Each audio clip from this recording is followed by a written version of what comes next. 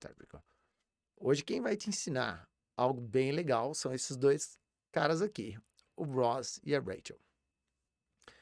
Bem-vindos a mais um episódio da nossa série Friends 17.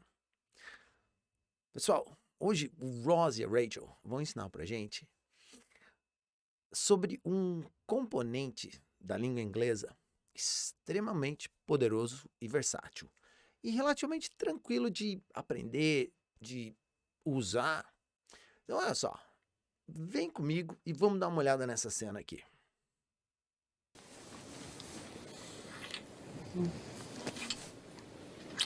I wrote you a letter. Oh, thank you.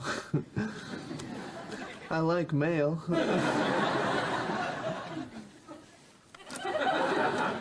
There's just some things I've been thinking about, things about us.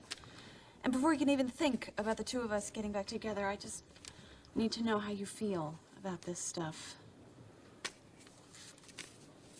Okay.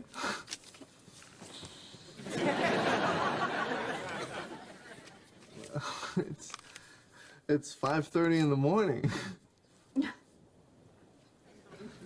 So I better get cracking on this baby.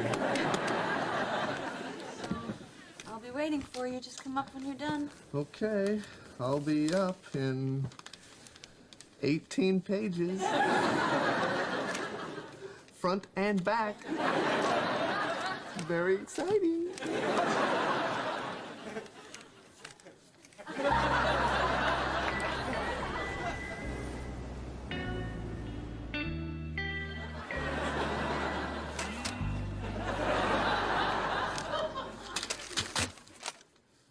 Oh.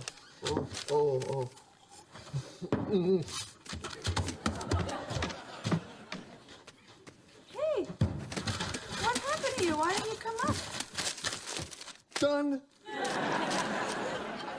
You just finished? Well, I wanted to be thorough.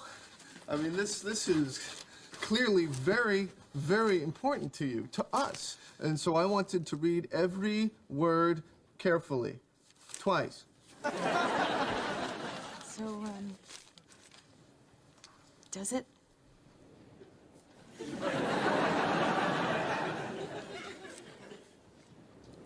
Sorry? Does it? Does it? Does it? Ok, pessoal. Então vamos lá. Olha só. Bom, o auxiliar, né? O elemento versátil, poderoso da língua que a gente vai explorar hoje com esse exemplo aqui, com a Rosie, com Rachel, é o auxiliar does. É isso aí. E a gente vai ver como é que ele é poderoso e como é que ele é versátil. Bom, mas antes disso, deixa eu contextualizar um pouquinho a cena, deixa eu dar um pouquinho de informação do background dessa história. Então é o seguinte, o Ross e a Rachel, com o grupo de amigos, eles estão passando um final de semana na praia. E recentemente eles tiveram uma briga, eles terminaram o namoro. E nesse final de semana na praia, eles estão se reaproximando. Aí a Rachel vai e escreve uma carta para ele, de 18 páginas, onde ela coloca tudo que ela acha que é importante, que eles deveriam conversar sobre o relacionamento deles. E ela pede que ele leia a carta antes que eles possam oficialmente reatar o namoro deles. Bom, e ele pega a carta, desce para a cozinha, são 5:30 da manhã, ele começa a ler, mas ele cai no sono e não consegue terminar a carta. E aí quando ela chega de manhã, ele, é claro, né, é uma comédia, então a cena é engraçada porque daí ele mente para ela, diz que já leu a carta. Só que a chave da história é que essa carta que a Rachel escreveu para ele, ela termina com uma pergunta. E aí, ela quer saber a resposta do Ross para essa pergunta que ela faz no final da carta. Bom, e como ele disse que ele leu a carta toda, ele deve ter uma resposta, e ela quer saber qual que é a resposta para aquela pergunta que ele fez na carta. E aí, ela faz essa pergunta de uma forma abreviada, apenas utilizando o auxiliar does e o pronome it. Does it? E aí ela coloca essa pergunta para ele. Bom, antes de eu explorar agora como é que esse auxiliar funciona ali e o que faz dessa cena uma cena bem interessante para nós que estamos aprendendo a língua, eu queria fazer um comentário com vocês. Eu não falo espanhol, não sei muito sobre a língua espanhola, mas eu sei que a língua espanhola ela tem uma questão interessante. Ela usa o ponto de interrogação invertido, de cabeça para baixo, no início de uma frase quando ela é uma frase interrogativa. E eu acho esse recurso um negócio bastante interessante, porque, pensa só, se você vai ler uma frase em espanhol e de cara aparece aquele símbolo de interrogação invertido, aquilo ali é um símbolo que significa que o que vem depois é uma pergunta. Olha só, antes de você ler qualquer palavra, você já sabe que você tem uma pergunta pela frente para responder. Então, eu acho isso particularmente interessante. E gostaria de dizer para vocês que o inglês tem isso também. Ele tem um sistema muito parecido que funciona com os verbos auxiliares em inglês. Então, só para dar um exemplo, olha só. Eu vou mostrar nessa tela aqui para vocês. Com esse recurso aqui, que me permite escrever na tela, algumas situações em que, se você conhece essa estrutura e você vê algo do tipo, do you, tu não precisa nem saber o que vem depois. Você já sabe que é uma pergunta. Da mesma forma que se você encontrar algo did you, você tem o auxiliar e depois o pronome, depois o sujeito, você também já vai saber que é uma pergunta. Então, independente do que vier depois, você sabe que aquilo é uma pergunta. Da mesma forma que se tiver um modal, como can you, e o que quer que seja que venha depois, você já sabe que é uma pergunta. Então, toda vez que você tiver isso, a frase começa com auxiliar, antes do pronome, antes do sujeito, você já sabe que você tem uma pergunta. Então, é parecido com o espanhol. O espanhol tem isso, só que no espanhol é simplesmente o ponto de interrogação invertido. Bom, daí no caso dessa cena em particular, a Rachel faz uma pergunta para o Ross. Apenas dessa forma aqui, ó. Does it? Bom, e agora, o que nós vamos fazer? Bom, vamos dar uma olhada nessa situação aqui para a gente ver qual é a situação que o Ross se encontra. Em que situação que está o nosso amigo Ross aqui? Olha só. Bom, o que acontece aqui é o seguinte. O Ross sabe que é uma pergunta e ele sabe que ele está com um problema na mão porque ele não consegue responder essa pergunta por causa de dois elementos. E são esses elementos que eu vou explorar agora com vocês. Então, vamos dar uma olhada nisso juntos. Vamos lá. Olha só. Então, tá aqui. Se a gente já conhece essa estrutura do inglês, o que a gente sabe? Bom, a gente sabe que depois do pronome, ou seja, do sujeito aqui, em inglês a gente sabe que vai vir um verbo aqui. Né? There's a verb here. Ok? So, does it? E aí tem um verbo ali. Só que qual é o problema do Ross? Bom, o Ross, ele não sabe nem ao que se refere esse it, ele não sabe. E não sabe, ele também não sabe qual é o verbo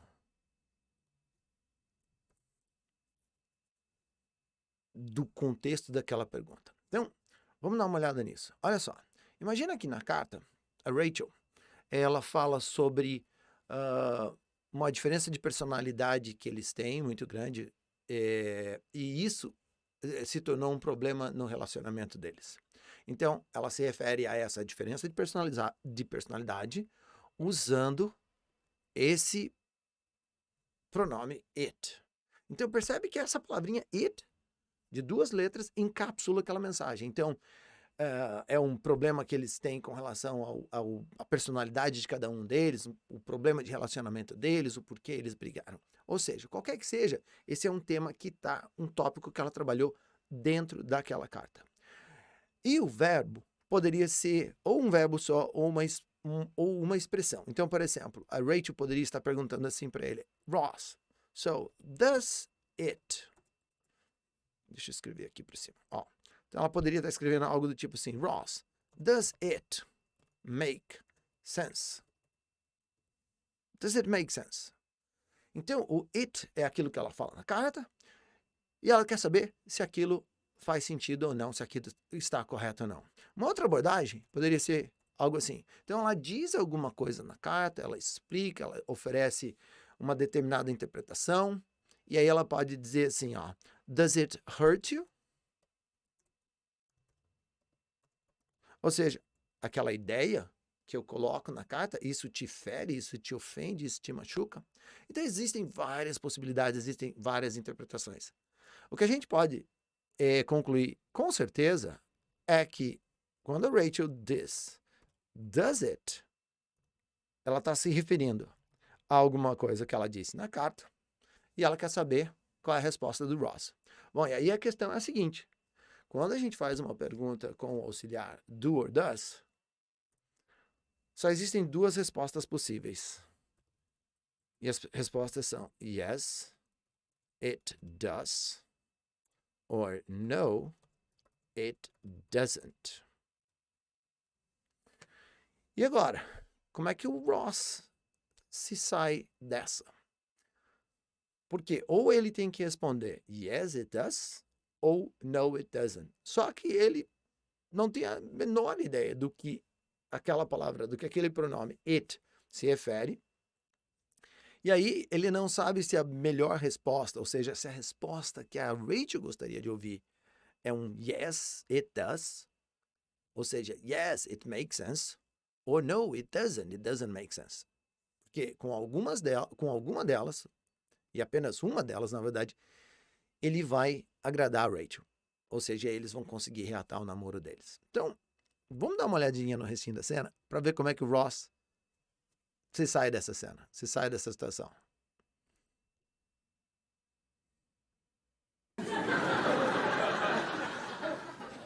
Yeah, I wanted to give that whole does it part just another glance.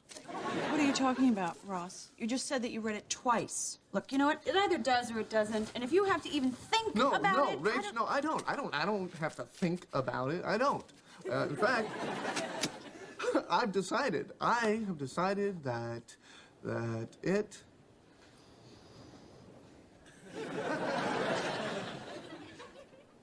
does.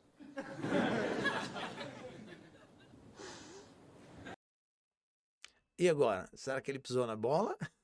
Ou será que ele acertou? Are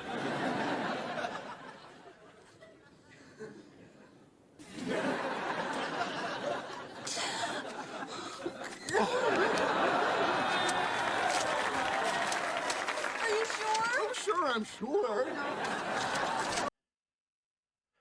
Bom, e tá aí, pessoal.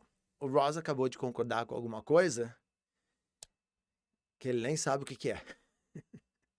E vamos agora partir para a cena seguinte, que é a cena onde ele finalmente descobre o que estava escrito na carta. Vamos ver o que acontece? Oh, I took a peck. Oh. And it really does? It does. It really and truly does.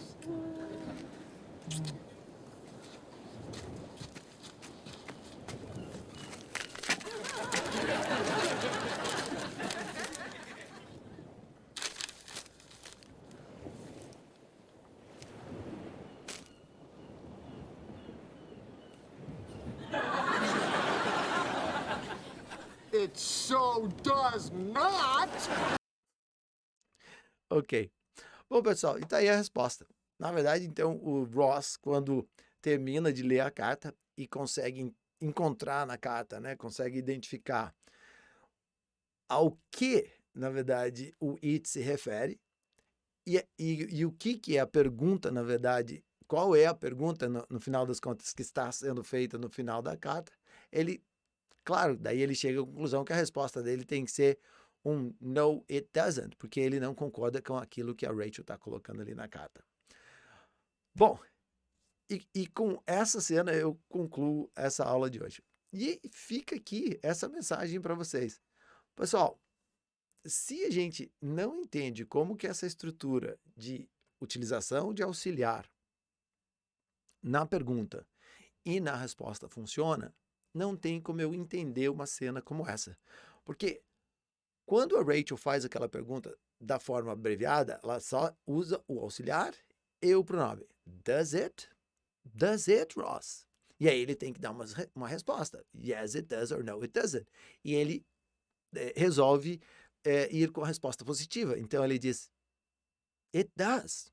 It does. Então, o que o does faz naquele momento é encapsular tudo aquilo que a Rachel contextualizou na carta, né? E que tem a ver com aquela pergunta. E a gente consegue entender isso sem nem saber o que está sendo perguntado ali. E agora a gente sabe que no final das contas o Ross acaba não concordando com aquilo. Bom, eu queria com essa aula de hoje mostrar para vocês isso, o poder e a versatilidade de um elemento da língua inglesa que é o verbo auxiliar. É importante a gente entender isso, é importante a gente estudar um pouquinho essa estrutura, senão uma cena como essa a gente não entende. Espero que você tenha gostado da dica, fica aqui com a gente, se inscreve aqui no canal, compartilha esse vídeo com teus amigos, dá um like e vem para cá amanhã para o nosso próximo episódio da nossa minissérie Friends 17. Até amanhã. Ah, uma última coisinha. Se você ficou muito curioso, deixa um comentário ali na seção de comentários do vídeo, que se tiver um número suficiente de comentários, eu vou fazer um vídeo onde daí eu explico, onde eu conto direitinho o que é o conflito daquela carta ali. Até breve. Tchau, tchau.